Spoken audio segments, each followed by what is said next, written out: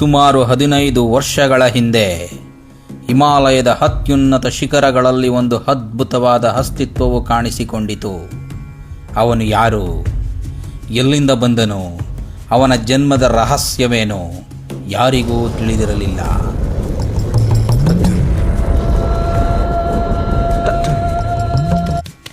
ಕೆಲವು ಕ್ಷಣಗಳಲ್ಲಿ ಅವನು ಅಪಾರ ಆನಂದದಲ್ಲಿ ಉನ್ಮತ್ತನಂತೆ ನೃತ್ಯ ಮಾಡುತ್ತಿದ್ದ.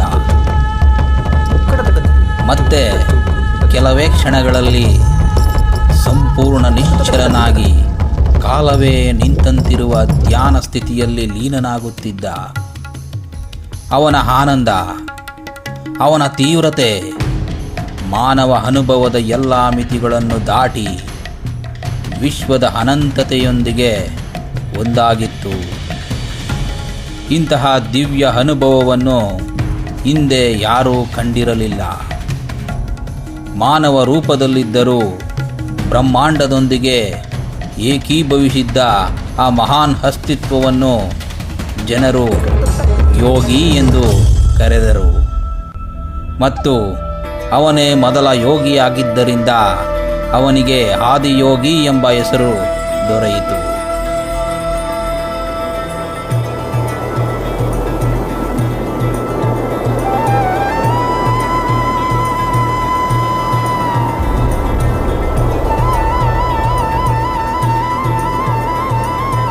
ವರ್ಷಗಳ ಕಾಲ ಅವನು ಅಚಲ ಧ್ಯಾನದಲ್ಲೇ ಮುಳುಗಿದ್ದ.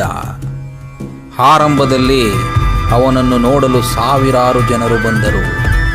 ದಿನಗಳು ಕಳೆದಂತೆ, ತಿಂಗಳುಗಳು ಕಳೆದಂತೆ, ವರ್ಷಗಳು ಉರುಳಿದಂತೆ ಎಲ್ಲರೂ ಹಿಂತಿರುಗಿದರು. ಆದರೆ 7 ಮಂದಿ ಮಾತ್ರ ಅಲ್ಲಿಂದ ಕದಲಲಿಲ್ಲ.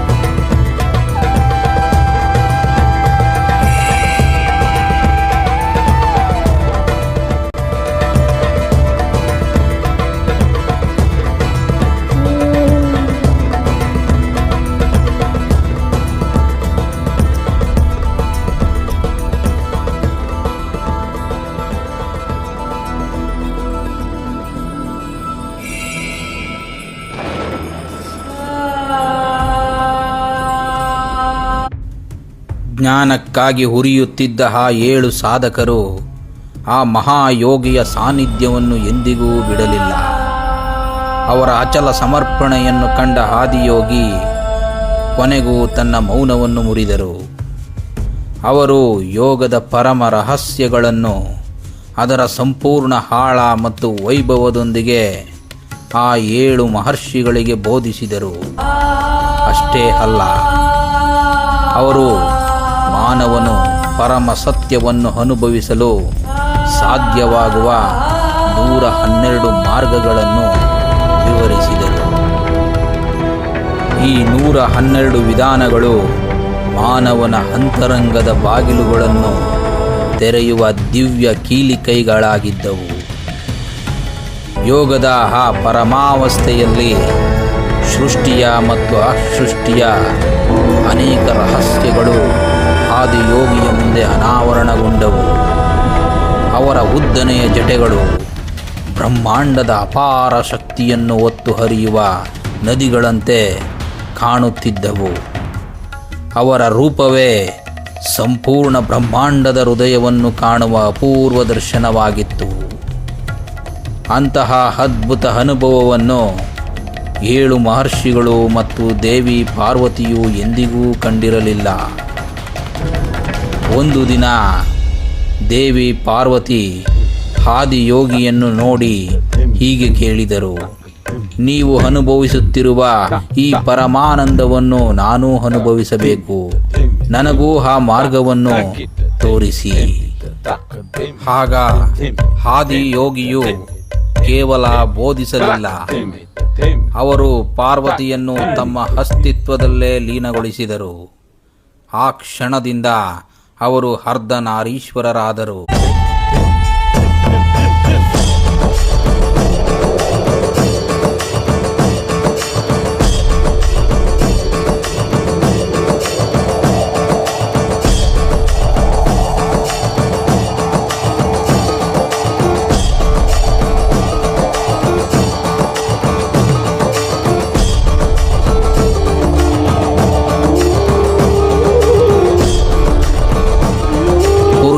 ಮತ್ತು ಸ್ತ್ರೀ, ಶಿವ ಮತ್ತು ಶಕ್ತಿ ಎರಡೂ ಒಂದೇ ಪರಮ ಸತ್ಯದ 2 ಮುಖಗಳು ಎಂಬುದನ್ನು ಜಗತ್ತಿಗೆ ತೋರಿಸಿದರು. ಈ ಅದ್ಭುತ ಸಂಗಮವನ್ನು ಕಂಡ ಆದಿಯೋಗಿಯ ಸಹಚರರು ಕೇಳಿದರು, ನಮಗೆ ಏನು? ಆಗ ಆದಿಯೋಗಿಯು ಮುಗುಳ್ನಗುತ್ತಾ ಹೇಳಿದರು, ನನ್ನನ್ನು ಕುಡಿಯಿರಿ. ಅದು ದೇಹವನ್ನು ಕುಡಿಯುವುದಲ್ಲ, ಅವರ ಜ್ಞಾನವನ್ನು, ಅವರ ಚೈತನ್ಯವನ್ನು, ಅವರ ಅಸ್ತಿತ್ವವನ್ನು ಸಂಪೂರ್ಣವಾಗಿ ಅಳವಡಿಸಿಕೊಳ್ಳುವ ಆಮಂತ್ರಣವಾಗಿತ್ತು. ಮಹಾದೇವಾಯ ನಮಃ, ಮಹಾದೇವಾಯ ನಮಃ, ಮಹಾದೇವಾಯ ನಮಃ. ಆ ಅನುಭವವೇ ಅವರನ್ನು ಪರಮಾನಂದದ ಅಮಲಿನಲ್ಲಿ ಮುಳುಗಿಸಿತು. ನಂತರ ಆ 7 ಮಹರ್ಷಿಗಳು ಯೋಗದ ಪವಿತ್ರ ಜ್ಞಾನವನ್ನು ಜಗತ್ತಿನ 4 ದಿಕ್ಕುಗಳಿಗೂ ಕೊಂಡೊಯ್ದರು. ಅವರು ಹೋದ ಪ್ರತಿಯೊಂದು ಭೂಮಿಯೂ ನಾಗರಿಕತೆಯ ಹೊಸ ಕೇಂದ್ರವಾಗಿ ಹರಳಿತು.